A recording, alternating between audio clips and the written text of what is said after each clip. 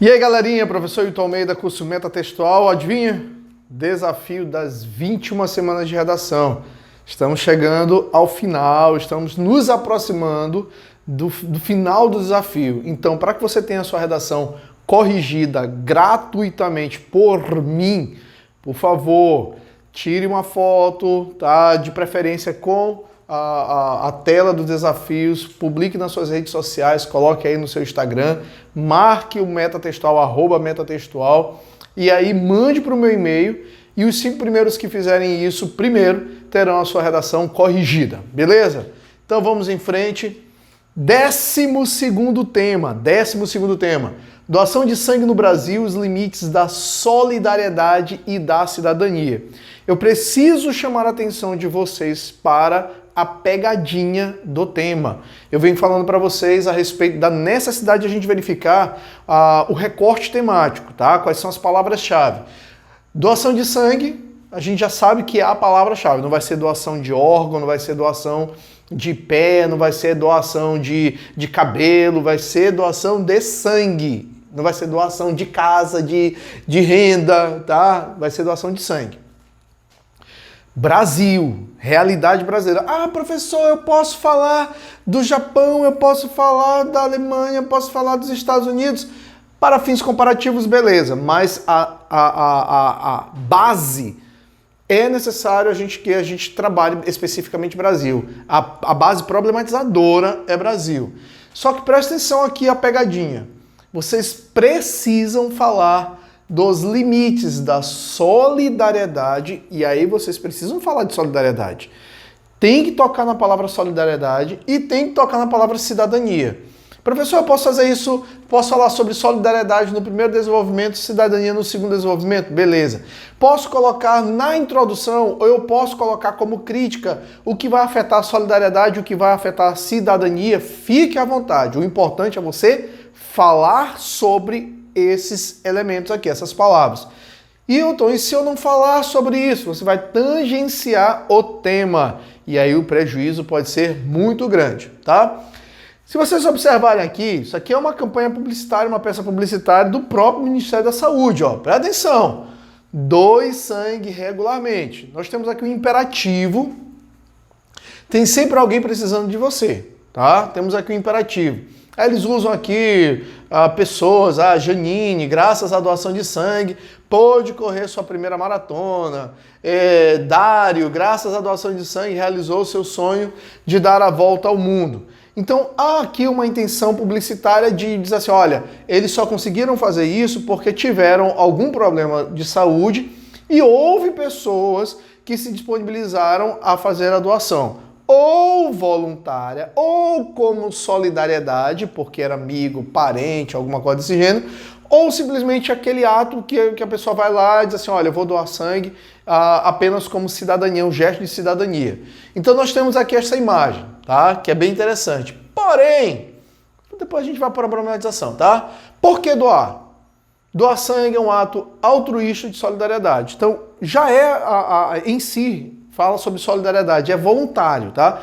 Antes da Constituição, as pessoas recebiam, tá, um incentivo financeiro para darem, tá? Na verdade não era dar, era vendido o sangue, tá? E aí a nova Constituição disse, olha, é doação, se a pessoa quiser dar, é dar, não pode ser vendido, mas ninguém pode receber nenhum benefício financeiro em função disso, tá? A doação é 100% voluntária e pode beneficiar qualquer pessoa. Ah, professor, eu sou A positivo, então eu só vou doar para quem é positivo. Não, vai ser útil, tá? Pode beneficiar até 4 pessoas, porque eles fazem lá a separação, enfim, não é só para cirurgia, tá? Existem vários procedimentos aí que eles podem utilizar no seu sangue. 100% das doações são voluntárias, ato que beneficia qualquer pessoa, independente da tipagem sanguínea. Nesta época do ano, costuma ocorrer uma baixa nos estoques de sangue devido à proximidade das férias escolares, das festas de São João, que a gente não vai vivenciar em função do novo coronavírus. Mas, pessoal, presta atenção. Não é por conta disso que não tenha diminuído, não tenha sido problemático esse período. Com o coronavírus, as pessoas que normalmente doavam pararam de doar por medo natural, por medo de contaminação, de ir para o hemocentro e lá não haver, sei lá, as recomendações sanitárias ou até há recomendação, mas não há o cumprimento da vigilância, das normas sanitárias. E aí, pessoal, houve uma redução. E as cirurgias continuam acontecendo, os acidentes continuam acontecendo, pessoas precisando de transfusão continua acontecendo. Então, continua acontecendo tudo isso. E o que a gente observa é que existem bancos hoje, bancos de sangue literalmente vazios, sem nenhum estoque. Isso é um problema, tá? Brasil é referência em doação de sangue e está dentro dos parâmetros da Organização Mundial da Saúde. Que paradoxo, né? É um paradoxo. O Brasil é uma referência em doação, mas está com o estoque vazio. Tá? A gente precisa entender o porquê, tá? As taxas de doação de sangue vêm se mantendo estáveis nos últimos anos. Isso é positivo? Vem se mantendo estável. Só que a população vem crescendo. E as taxas continuam as mesmas. Ou seja, vai chegar um momento que isso aqui não vai ser necessário. A demanda não vai ser suficiente, tá, de doadores para os diversos casos, as diversas necessidades. Por que o Brasil é referência? Por que o Brasil está dentro dos parâmetros? Porque, de acordo com a Organização Mundial da Saúde, o mínimo é 1% e o ideal 3%. E o Brasil está em 1,6% da população. Tá? Poderia ser melhor? Certamente a gente vai discutir por quê. O sangue é essencial para atendimentos de emergência, cirurgias de grande porte, tratamento de pessoas com doenças crônicas e com câncer. Então, não tem nenhum substituto ainda, pessoal, tá? Não existe nenhum substituto para o sangue. Por isso, a necessidade do ato de solidariedade e principalmente do ato de cidadania. Professor, o que eu preciso fazer para doar sangue? Ter entre 16 e 69 anos. Como agora estamos vivendo um período de pandemia, 16, 17 anos não podem ir porque teriam que ter autorização e acompanhamento de um responsável, ou seja, seriam mais pessoas nos hemocentros. Então, 16, 17 anos agora não podem doar, mas a partir de 18 até 69 anos, sem problema nenhum. Não ingerir álcool nas últimas 12 horas, pesar no mínimo 50 quilos, estar em boas condições de saúde, não ter nenhum problema de saúde, tá? E está liberado, tá? Para fazer a retirada, para fazer a doação. O perfil dos doadores de sangue se mantém estável ao longo dos anos, 60% masculino, 40% feminino, tá? A faixa etária de 18 a 29 anos concentra 42% dos doadores de sangue. E outro porquê só até 18 a 29 anos são os maiores, tá? Os maiores doadores. Porque tem muito mais voluntários, tem a questão aí de exército, de campanhas, tá? Os militares praticam bastante. E normalmente, por exemplo, aconteceu agora de uma demanda para transfusão de sangue e tudo mais. Quem foi, foi assim, foi convocação, tá? O Exército Brasileiro foi convocado e muitos jovens estavam lá fazendo a doação. É voluntário? Mas houve ali um ordenamento. Aí depois a Polícia Rodoviária Federal começou a fazer campanha mesmo, aí foi voluntário. Fulano de tal, policial rodoviário de tal lugar, convoco fulano de tal. Começaram esses desafios. Então houve ali um crescimento em relação à aquisição e estoque lá de sangue. Mas isso, pessoal, ainda está sendo insuficiente, tá? O Brasil possui 32 hemocentros coordenadores e 2.034 serviços de hemoterapia. Nossa, isso aqui é muito. Não é, tá? Já estou adiantando para vocês uma linha de problematização. Isso aqui ainda é insuficiente, porque normalmente esses hemocentros eles estão localizados nos grandes centros urbanos, nas capitais, tá? Nas cidades mais movimentadas, nas maiores cidades. E as cidades menores acabam não tendo exatamente um local para fazer. Então existem até pessoas que querem, mas não conseguem fazer a transfusão, não consegue fazer a doação. Todo sangue coletado é testado e só é liberado para uso após comprovada a sua segurança. Isso aqui é bem interessante, tá? Isso aqui é muito interessante, tá? Porque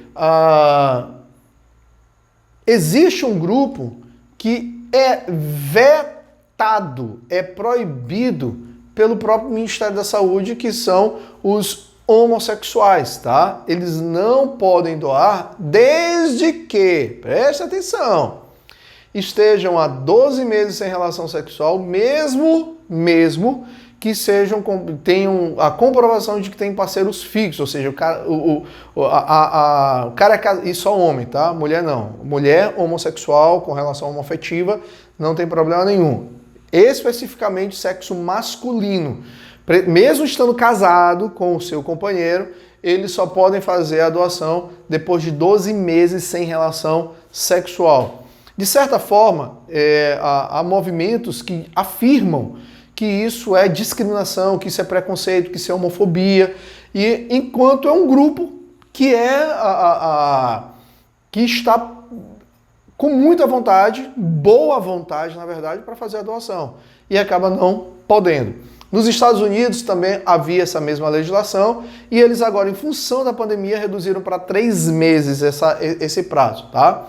Vamos ver aí o que o Brasil vai fazer em relação a isso. Por enquanto, nada.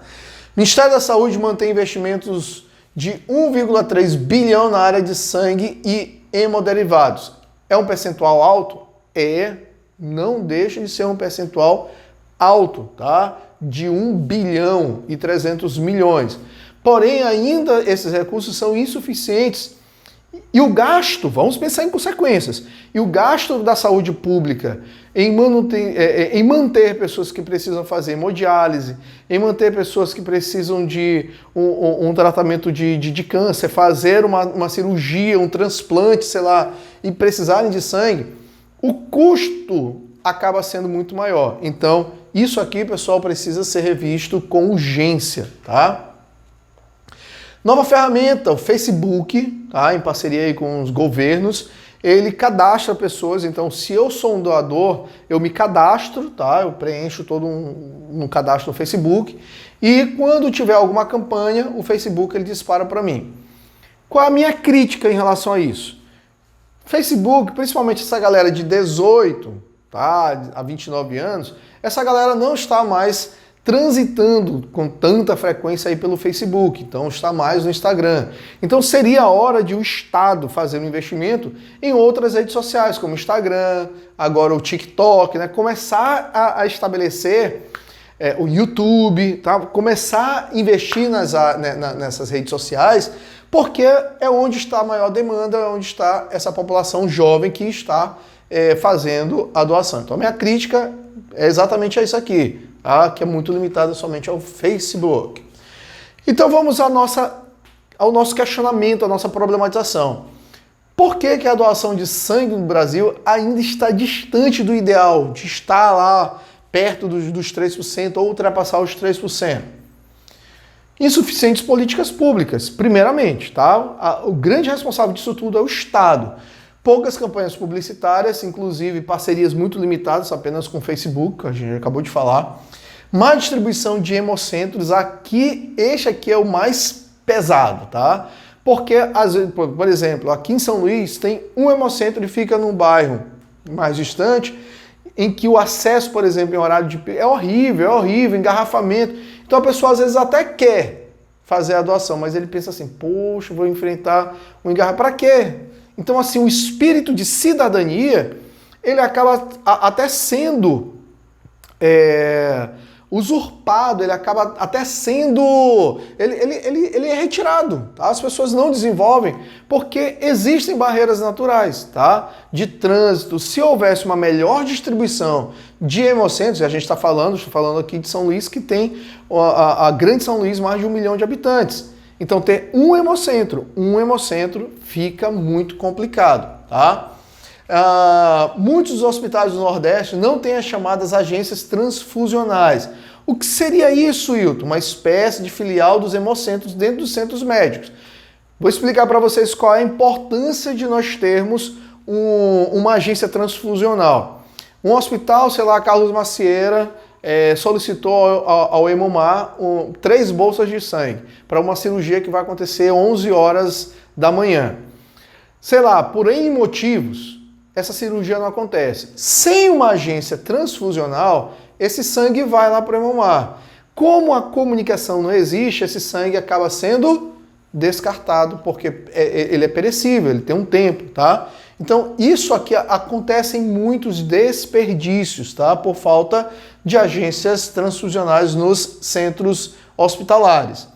Normas e proibições, aquilo que eu tinha acabado de falar para vocês em relação a homossexuais terem que esperarem 12 meses sem relação sexual, sendo que o próprio Ministério da Saúde diz que todo o sangue é testado. Ou seja, ele não vai para uma outra pessoa se não for testado previamente.